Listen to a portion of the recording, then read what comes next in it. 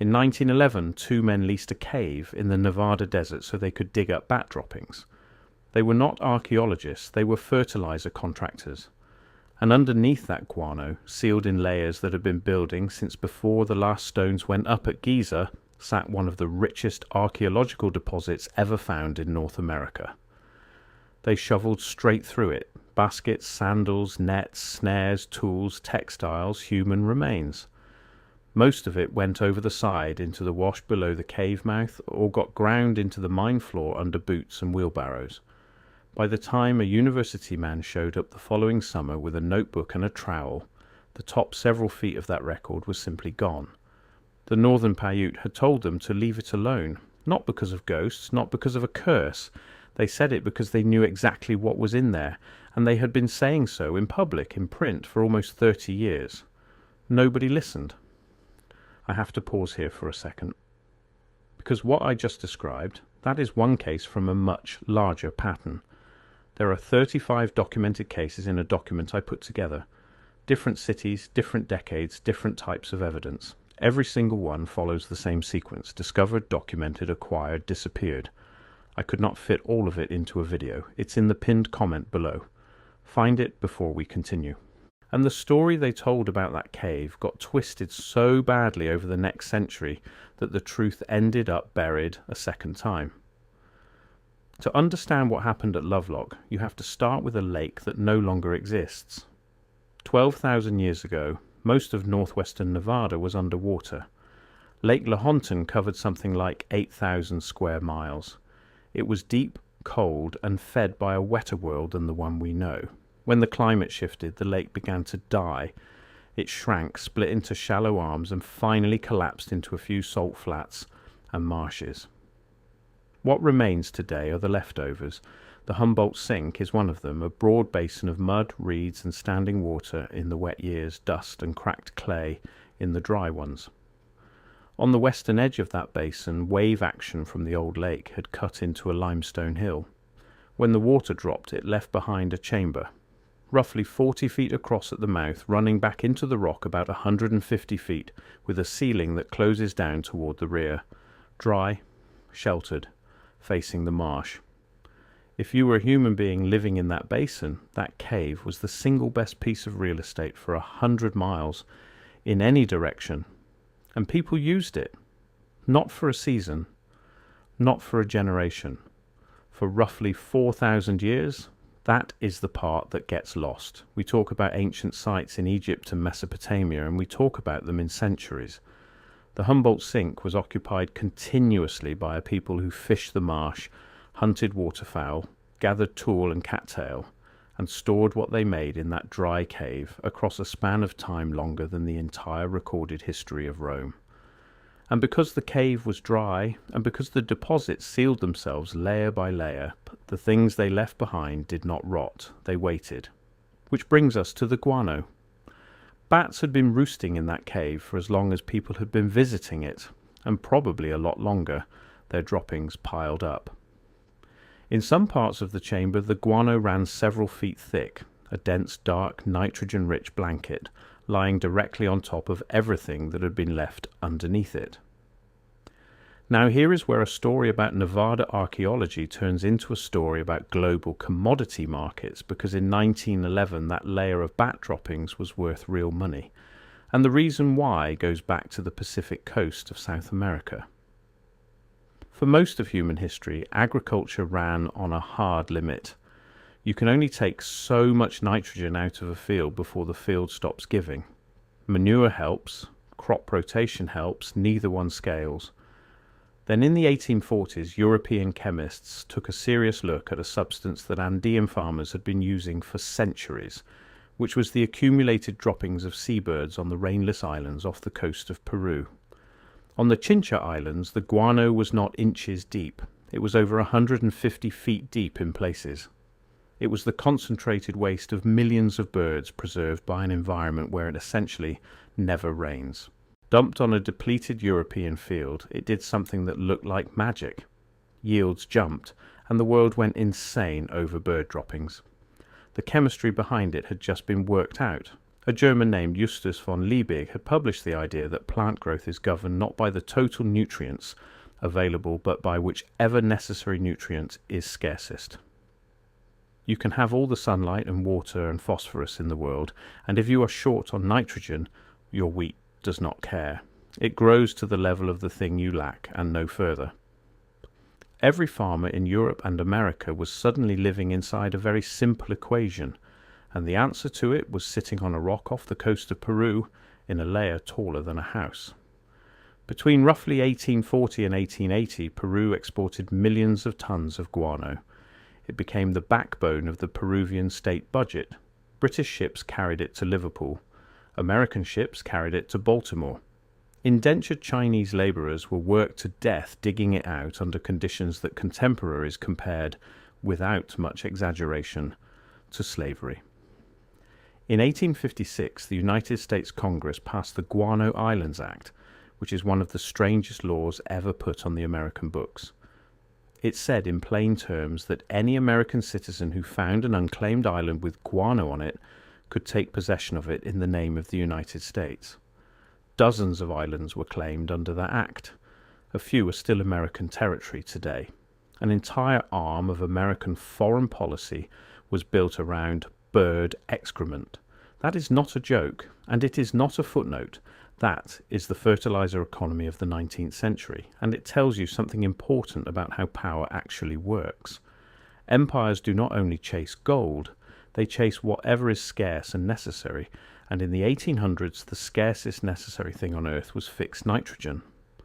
By the 1880s the good Peruvian deposits were running out. The War of the Pacific was fought partly over who would control what was left, along with the nitrate fields of the Atacama. Prices climbed.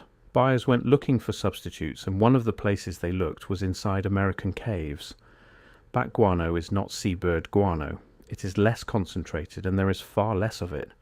But it is still nitrogen, and by the turn of the century a market existed for it, particularly among the fruit and citrus growers of California, who had money and hungry soil. At Carlsbad in New Mexico, commercial crews were hauling bat guano out of the caverns by the ton, and shipping it west to the orange groves. The going rate for a good load ran somewhere around $20 a ton, which in 1911 money is not a fortune, but it is a real living for two men with shovels, a lease and a wagon. So in 1911 two men named David Pugh and James Hart formed a mining company, secured the rights to work the deposit at what was then just a hole in a hill above the Humboldt Sink, and started digging. They knew roughly what they would hit. That is what makes this hard to swallow. This was not some sealed tomb nobody had ever heard of. Ranchers knew about the cave.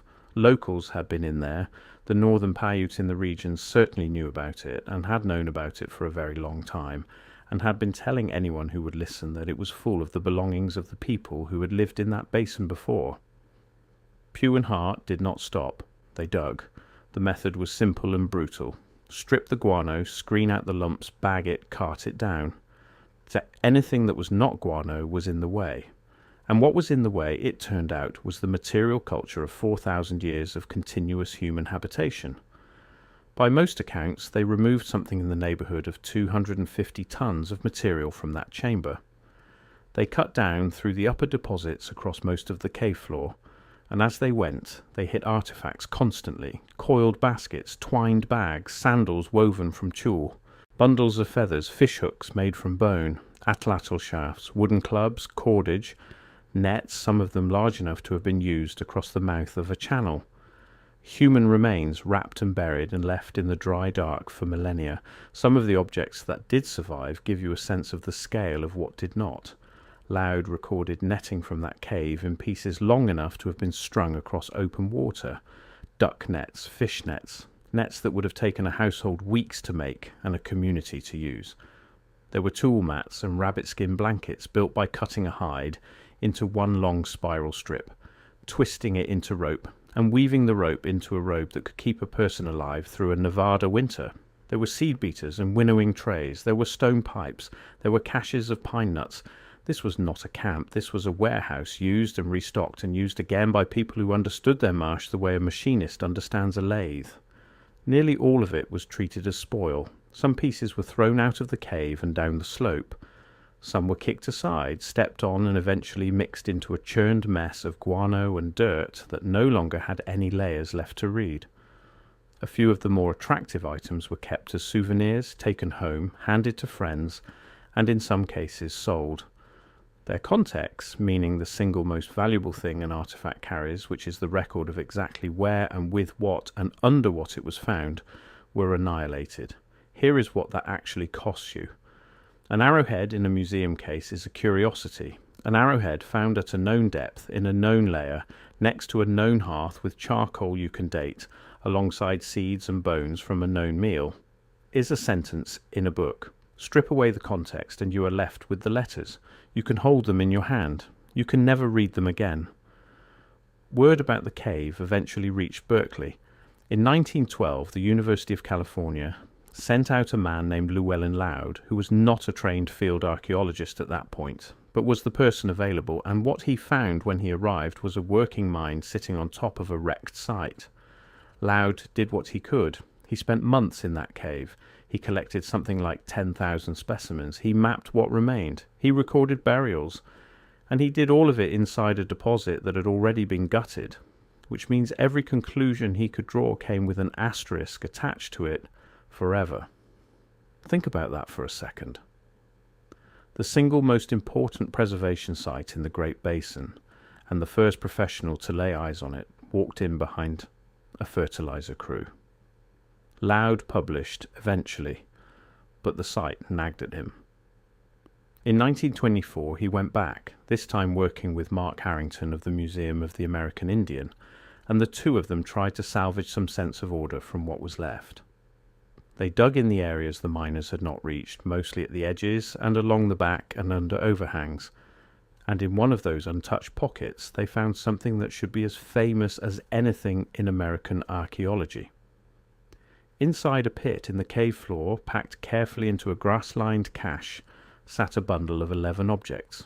Duck decoys, not carvings, not toys, working decoys built from bundled tulle reeds shaped into the body of a canvas back, painted and in some cases dressed with actual feathers and skin from real birds so that they would look and float exactly like the real thing on the water of the marsh. They are, as far as anybody knows, the oldest duck decoys on Earth. Radiocarbon dating puts them at roughly 2,000 years old. They are so well made that a modern hunter would recognize the technology instantly because it is the same technology, and it works for the same reason it has always worked. Sit with that. 2,000 years ago, in a marsh in what is now Nevada, somebody built a lure so good that we still build it the same way. Then they packed it away in a pit in a dry cave, the way you would put your gear in the shed at the end of a season, and they never came back for it. The decoys survived because the miners never reached that particular pit. That is the whole reason we have them. A few more weeks of shoveling and they would have gone down the slope with everything else. Now, we have to talk about the giants, because if you have heard of Lovelock Cave at all, you have probably not heard about duck decoys or nitrogen markets. You have heard that the Paiute warned the miners away because the cave belonged to a race of red-haired giants, and that when the miners dug they found the bones, and that the bones were suppressed. That story has been circulating for a century. It has been in newspapers, in books, in television specials, and in about 10,000 videos. So let us do something that almost nobody does with this story. Let us actually go back and read what the Paiute said. The source everybody cites, whether they know it or not, is a book published in 1883 called Life Among the Paiutes, written by Sarah Winnemucca Hopkins. She was Northern Paiute, the granddaughter of one chief and the daughter of another. Before I go further, that document in the pinned comment. If you have not found it yet, go there now, because everything I cover in these videos is one piece of a pattern that only becomes visible when you see all 35 cases together. The document shows you the full pattern. What I can show you here is the surface. What is down there is everything underneath it. Pinned comment, now, then come back. And she was the first Native American woman to publish a book in English in the United States. She wrote it as an argument. It is a political document. a furious and grieving account of what was being done to her people, and she wrote it to be read by the people doing it. Tucked into that book is an old story. She describes a hostile people her ancestors fought, a people she says were cannibals, and she calls them, in her spelling, the Si-Te-Cah. Her account says the Paiute fought them for years and finally drove the last of them into a cave.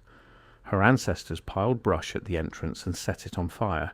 Read her actual words, and here is what you notice. She does not say they were giants. She says they had reddish hair. She mentions quite matter-of-factly that a Paiute woman once made a dress trimmed with hair of that colour, and that the dress was valued. It is a story about a war between peoples told by someone whose entire book is about the cost of war between peoples. Where did the giants come from then? They came from the newspapers. In the 1920s, and especially the early 1930s, remains were turning up around the Humboldt Sink, some from the cave, some from the old lake bed. In 1931, a couple of skeletons were pulled out of the dry lake near Lovelock. Local papers ran with it. One was described as 8.5 feet tall. Another was said to be 10 feet. That is not a measurement. That is a headline. The remains that could be examined were within normal human range, and the museums and historical societies in Nevada have spent the better part of a century patiently explaining to people that they do not have any giant skeletons because there never were any. But the story had already left the station, and it kept getting fed. The red hair is the part people cannot let go of, so let us handle it directly. Human hair does not stay the same colour forever after death. Dark hair gets its colour mostly from eumelanin, and eumelanin degrades. Put black hair in a dry, oxygen-rich, chemically active environment for 1,000 years, add mineral-rich dust and back guano and everything that leaches through it, and dark brown becomes reddish brown, becomes rust. This is not a fringe claim. It is a routine, boring, well-documented process, and it happens to mummified remains all over the world. Ancient Egyptian mummies show it. Bog bodies in Northern Europe show it, in their case largely from the acid, in the peat. So when a miner in 1911 pulled a bundle out of a Nevada cave and saw a shock of reddish hair on a desiccated skull, he was not looking at a lost race. He was looking at chemistry. I understand the appeal of the other version, I do. The suppression story is comforting in a strange way because it implies that the knowledge still exists somewhere, locked in a drawer in a basement in Washington, and that if the right door were opened, we could all have it back. That is a fantasy of recovery. It says nothing is really lost, only hidden. The truth is worse than that, and it does not flatter anybody. Nothing was hidden. It was thrown away in daylight by men who were not trying to hide it in front of witnesses for money, and it is not coming back. There is no drawer.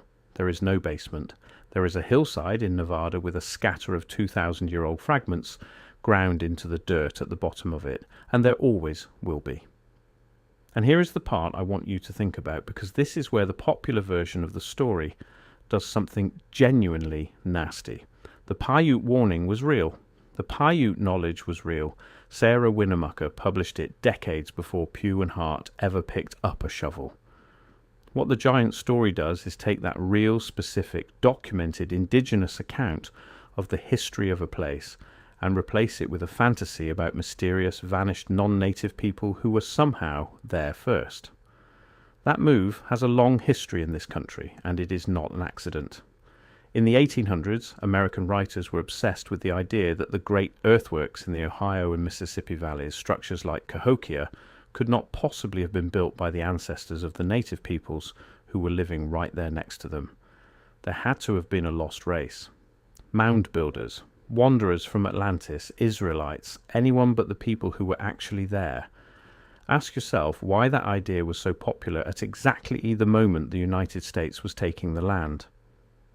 If the people who live here now are just squatters on the ruins of someone else's civilization, then removing them is not theft. It is bookkeeping. It took an actual federal investigation to kill the mound builder myth. Congress funded the work, and in 1894 Cyrus Thomas published the Smithsonian's report on the mounds. He and his crew surveyed thousands of them, and the conclusion was not ambiguous. The mounds were built by the ancestors of Native Americans. There was no lost race. There never had been. That was more than 130 years ago, and the idea still will not die because it was never really about evidence in the first place. The red-haired giants of Lovelock are the same trick in a smaller package. And the tragedy of it is that the real history is more interesting than the fantasy. There is no version of the giant story that is stranger or more remarkable than 11 perfect duck decoys sitting in a covered pit for 2,000 years waiting for a hunter who never came back. But I promised you an economic history, so let us get to the part that almost nobody talks about, which is what happened to the fertilizer market immediately after 1911. In 1909, a German chemist named Fritz Haber demonstrated a process for pulling nitrogen out of the air. Not out of birds, not out of bats, out of the atmosphere, which is roughly 78% nitrogen, and always has been, sitting there uselessly because the molecule is bound too tightly for plants to use. Haber cracked it in a laboratory using high pressure, high temperature, and a catalyst. A chemist and engineer named Carl Bosch then took that laboratory demonstration and figured out how to do it at industrial scale, which was a far harder problem than it sounds. The first full-scale plant at Oppau in Germany came online in 1913. Read that date again. 2 years after Pugh and Hart started shoveling. Within a generation, synthetic ammonia made the entire global guano trade functionally obsolete. The islands that empires had claimed, the wars that had been fought over nitrate fields, the whole desperate scramble for concentrated bird and bat waste, all of it was rendered irrelevant by 2 men and a pressure vessel. Today, somewhere around half the nitrogen in your body arrived there through the Haber-Bosch process. It is arguably the most consequential industrial process ever invented, and it is the reason there are 8 billion of us. So here is the ledger. On one side, the destruction of a 4,000-year archive. The upper layers of the best preserved record of human life in the Great Basin, shoveled out, sifted for droppings, and thrown down a hill. On the other side, a couple hundred tons of low-grade fertilizer sold into a commodity market that was about to be wiped out by a technology already working in a German lab while the digging was underway. That is the trade. That is what it was actually worth. And this is the thing I keep coming back to, because it is not really a story about giants or curses or suppressed skeletons, and that it is a story about how a market prices things. A ton of guano had a price, $20 give or take, delivered. A woven tulle sandal from 500 BC had no price at all. There was no buyer, no exchange, no line item. The value of that sandal only becomes visible after someone has done the work of interpreting it, and interpretation is slow and markets are fast. So when the shovel comes down and one of those two things has a number attached to it and the other one does not, you already know which one survives. And notice the timing, because the timing is the cruelest part of the whole thing. The Haber process was already running in a German laboratory in 1909. The engineering to scale it was already underway. So while Pugh and Hart were down in that chamber with their shovels converting a 4,000-year record into fertilizer, the industry they were feeding was already dead and had not been told yet. Every single ton they pulled out of that cave was a ton of a commodity whose price was about to fall off a cliff and never recover. Whatever the guano was worth in 1911, it was worth almost nothing a decade later. And the sandals and the nets and the burials, which were worth nothing at all in 1911 because no market existed for them, are now literally priceless, in the strict sense that no amount of money can produce another one. The two curves crossed, and they crossed within a few years of the digging, and nobody standing in that cave could see it happening.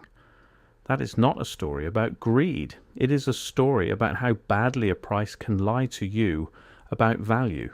This happens constantly. It is happening right now at scale, all over the world. Sites bulldozed for highways, shipwrecks stripped by treasure hunters who sell the gold and dump the ballast. And the ballast was the part that told you where the ship came from. Reefs mined for lime. Manuscripts pulped. The pattern does not change. Something with a price sits on top of something without one, and the thing with the price wins, and the loss is not recorded anywhere because there was no account to record it in. The people who dug Lovelock Cave were not monsters. That is the uncomfortable part. Pugh and Hart were two men trying to make a living in a hard place at a hard time, doing something that was completely legal and, by the standards of 1911, completely ordinary. Nobody in the story wakes up in the morning intending to destroy 4,000 years of human history. They wake up intending to pay for the wagon. That is how almost all of it goes. Not villainy, just a price signal pointed at the wrong thing, and nobody in the room whose job it is to say stop. There were people saying stop. That is the whole point. The Paiute had been describing the contents of that cave for decades before the mining company arrived, and Sarah Winnemucca had published it in a book you could buy. The information was available. It was just filed under the wrong heading. It was Indian folklore, and Indian folklore was not the kind of thing that showed up on a lease application in 1911. It had no standing. It had no price. Loud got there a year late. He spent the rest of his working life dealing with the consequences. What is left today is complicated. The artifacts that were saved are real, and they are extraordinary. The decoys are in the Smithsonian. Thousands of pieces sit in collections at Berkeley and elsewhere. Researchers have gone back to those collections again and again with new methods, running radiocarbon dates, analysing plant fibres, examining coprolites to reconstruct what people actually ate. And the picture that emerges is of a sophisticated, stable, marsh-based way of life that adapted through thousands of years of climate swings in one of the harshest environments on the continent. The cave itself is managed now by the Bureau of Land Management. You can drive out there. It is about 20 miles from the town of Lovelock, most of it on gravel, and when you arrive there is a small parking area and a trail and a mouth in the rock that does not look like much. The floor is uneven and disturbed. Most of what you are standing on is the churn. But the deeper layers, the ones the miners never got to at the very back and along the walls, are still there. Archaeologists have deliberately left them alone. The reasoning is simple, and it is the exact opposite of the reasoning in 1911. The techniques we have today are better than the techniques we had in 1924, and the techniques we will have in 2075 will be better than ours. Every year you leave a deposit sealed, it becomes more valuable because the tools for reading it improve. There are things in that dirt that we cannot see yet, and the smartest thing anybody can do with them is nothing at all. That is not a conclusion the fertilizer market could ever reach. A market cannot value what it cannot price, and it cannot price what has not been invented yet. And the Paiute story, the actual one, is still there too, told by the people who have been telling it the longest. It is a story about a conflict, and a cave, and a fire, and it was recorded in print in 1883 by a woman who was fighting for her people's survival while she wrote it. She deserves to be the source, not a headline from 1931, not a 10-foot skeleton that was never measured by anyone who left a record.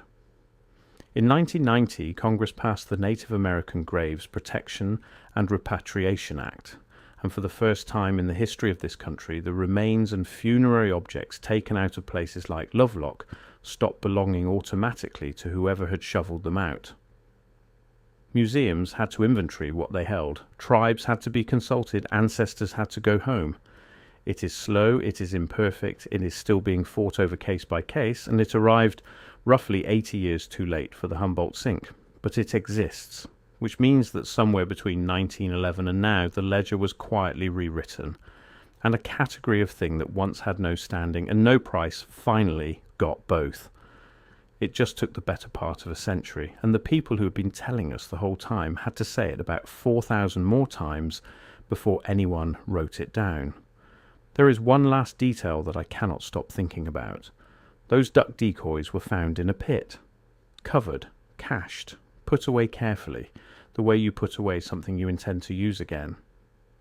The person who bundled them, painted them, tucked the real feathers into the tool, and set them in the ground did not think they were making an artifact. They thought they were storing their gear. They expected to come back next season. And in a sense they did 2,000 years later, in the hands of a man with a trowel who was there specifically because a fertilizer company had already destroyed most of the neighborhood.